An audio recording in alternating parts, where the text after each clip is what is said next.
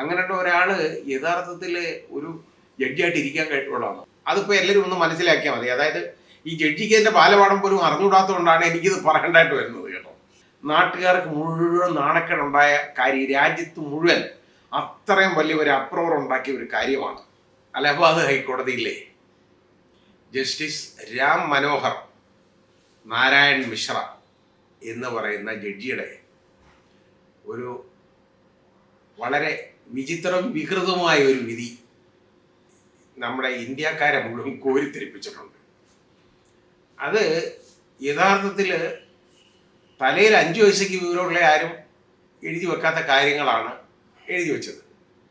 അത് ഏതാണ്ട് വളരെ വലിയ ഒരു ലീഗൽ പ്രിൻസിപ്പിൾ അദ്ദേഹം എഴുതുന്ന മാതിരിയാണ് ഈ ജഡ്ജിമെൻ്റ് എഴുതിയത്.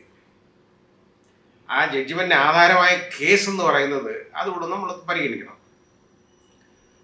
ഒരു 11 വയസ്സുകാരിയായ പെൺകുട്ടി ഉത്തർപ്രദേശിൽ ഒരു സ്ഥലത്ത് റോഡിലൂടെ നടന്നു പോവുകയാണ്. ഈ ആകാശ് എന്നും പവൻ എന്നും പേരുള്ള 2 ചെറുപ്പക്കാർ, വളരെ വലിയ ക്രിമിനൽസാണ്. അവന്മാർ ഒരു മോട്ടോർ ബൈക്കിനകത്ത് വന്ന് പതുക്കെ ഇതിനെ എൻ്റെ മോട്ടോർ ബൈക്കും അവിടെ വെച്ചിട്ട് ഈ കൊച്ചിനെ കയറി പിടിച്ച് ഇതിനെ 2 പേരും കൂടെ വലിച്ചഴിച്ച്, ഇത് വളരെ അധികം എൻ്റെ വായും പൊത്തി പിടിച്ച് വലിച്ചഴിച്ച് നേരെ ഒരു തുരങ്കപ്പാതയുണ്ട് ഇതിൻ്റെ തൊട്ടടുത്ത്, അതിനകത്തേക്ക് കൊണ്ടുപോയിട്ട് അതിൻ്റെ മാരണ്ടത്തിൽ വളരെ ബലം പ്രയോഗിച്ചു. പിന്നെ അതിൻ്റെ ഈ പൈജാമ ഉണ്ടല്ലോ അതിൻ്റെ ചരട് വലിച്ച് പൊട്ടിച്ചു. എന്നുവെച്ചാൽ അത് വലിച്ചൂരാൻ ശ്രമിച്ചു. ഇതാണ് ആ കൊച്ചു കിടന്ന് ഭയങ്കരമായിട്ട് നിലവിളിച്ചു കേട്ടോ. ഈ നിലവിളി കേട്ടുകൊണ്ട് നാട്ടുകാർ ഓടിക്കൂടി ഇതിനെ രക്ഷപ്പെടുത്തി.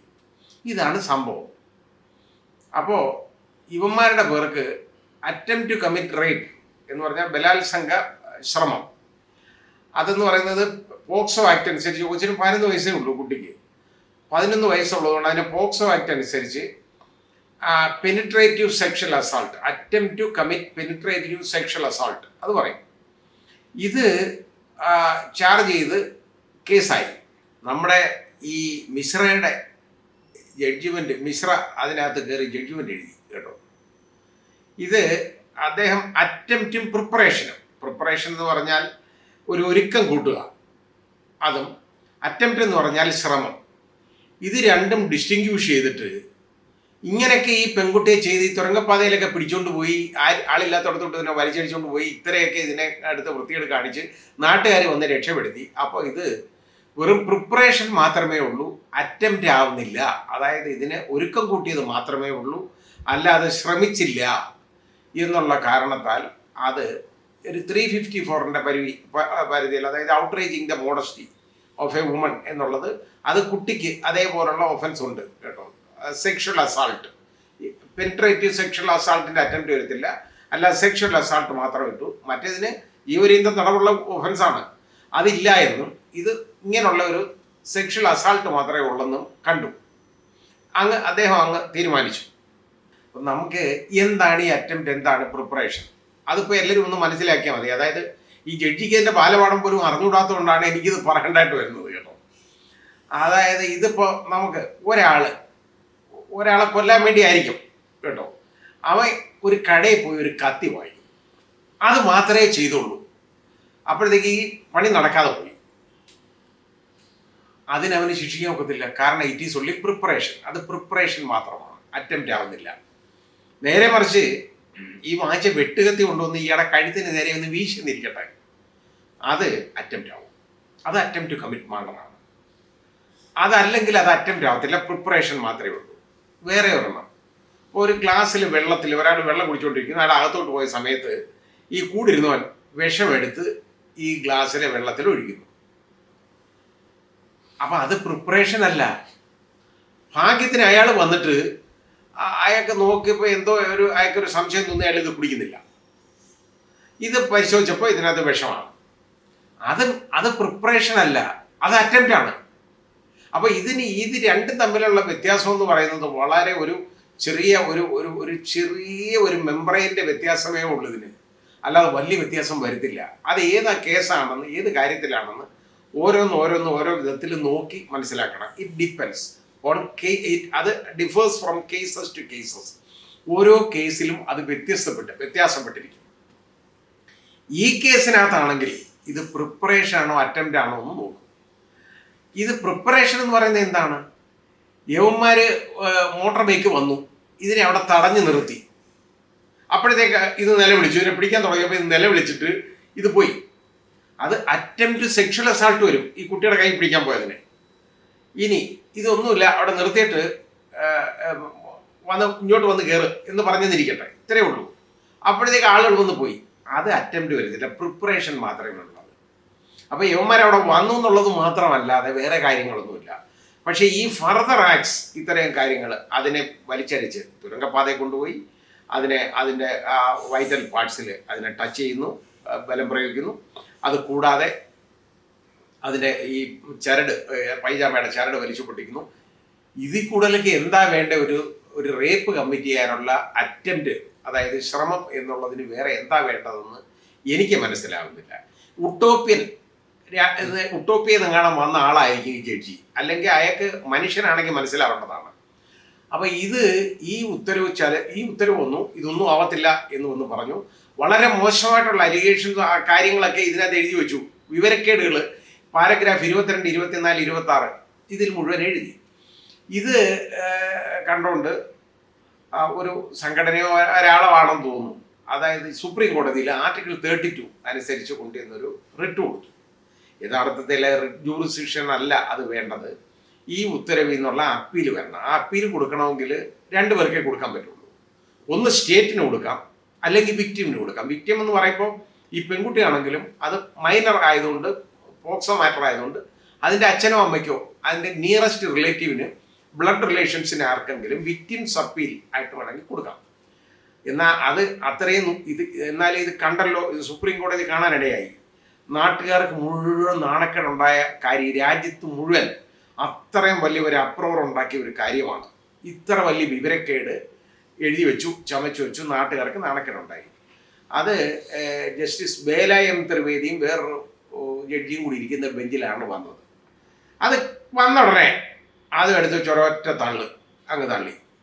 എന്നാൽ അത് ലീഗൽ ഇതാണ്. എന്നാൽ അതിനകത്ത് വേണമെങ്കിൽ സുവമോട്ടോ ആയിട്ട് വേണമെങ്കിൽ എടുക്കാം. അതെടുക്കുന്നില്ല. സുവമോട്ടോ തന്നെ അതിനകത്ത് ഇത് പോട്ടെ, ഇത് റിട്ടായിട്ടാണ് കൊടുത്തേക്കുന്നത്. ഇതിൻ്റെ നിയമത്തിൻ്റെ നൂലാമാലയൊന്നും നോക്കണ്ട. Supreme court can pass any order. Article 142 142 അനുച്ഛേദം നമ്മുടെ ഭരണഘടനയുടെ അതനുസരിച്ച് സുപ്രീം കോടതിക്ക് കംപ്ലീറ്റ് ജസ്റ്റിസിന് വേണ്ടി ഏത് ഓർഡറും പാസ്സാക്കാം. അപ്പോൾ അത് വേണമായിരുന്നല്ലോ പ്രയോഗിക്കാൻ. അതിന് പകരം ഈ ജസ്റ്റിസ് ബേലായം ത്രിവേദി ഒന്നും പറയാൻ സമ്മതിച്ചില്ല, വക്കീൽ പറയാൻ സമ്മതിച്ചില്ല. ഇതെടുത്ത് വെച്ച് ഒരൊറ്റ തള്ള. അപ്പം പറഞ്ഞു, ഇങ്ങനെ ഒബ്സർവേഷൻസ് എല്ലാം വിവരക്കേടായിട്ട് ഇത് എഴുതി വെച്ചിട്ടുണ്ട്, ഇതെല്ലാം ചൂണ്ടിക്കാണിച്ചു. അതൊന്നും കേൾക്കാൻ സമയമില്ല. ഒരൊറ്റ തള്ളി അങ്ങ് പോയി. ഞാനും വിചാരിച്ചു ഇത് വളരെയധികം അത്ര ബുദ്ധിമുട്ടുണ്ടാക്കിയല്ലോ. എന്തായാലും സുപ്രീം കോടതിക്ക് ഇടപെടാവുന്ന ഒരു കാര്യമായിരുന്നു, ഇടപെടേണ്ടതുമായിരുന്നു എന്നുള്ള ഒരു സങ്കടം എനിക്കുണ്ടായിരുന്നു. പക്ഷേ ഒരു സംഘടന ഒരു ലെറ്റർ സുപ്രീം കോടതിക്ക് അയച്ചപ്പോൾ ഇത് കാണിച്ചുകൊണ്ട്, ഇങ്ങനെയുള്ള ഈ ബുദ്ധിമുട്ടും ഇതിലെ വൈകല്യങ്ങളും വൈകൃതവും ഒക്കെ ചൂണ്ടിക്കാണിച്ചുകൊണ്ട് ലെറ്റർ അയച്ചു. അതിൽ കോഗ്നിസൻസ് എടുത്തിട്ട് സുവമോട്ടോ സുപ്രീം കോടതി അതിപ്പോൾ ജസ്റ്റിസ് ഗവായിയുടെ നേതൃത്വത്തിലുള്ള ബെഞ്ച് അത് കോഗ്നിസൻസ് എടുത്ത് അത് ഒരു സുവമോട്ടോ ആയിട്ട് കേസ് രജിസ്റ്റർ ചെയ്തു. സാധാരണഗതി സംഭവിക്കാത്ത ഒരു ഓർഡർ പാസ്സാക്കി. അതായത് ഇതിലെ മുഴുവൻ ഒബ്സർവേഷൻസും സ്റ്റേ ചെയ്തു.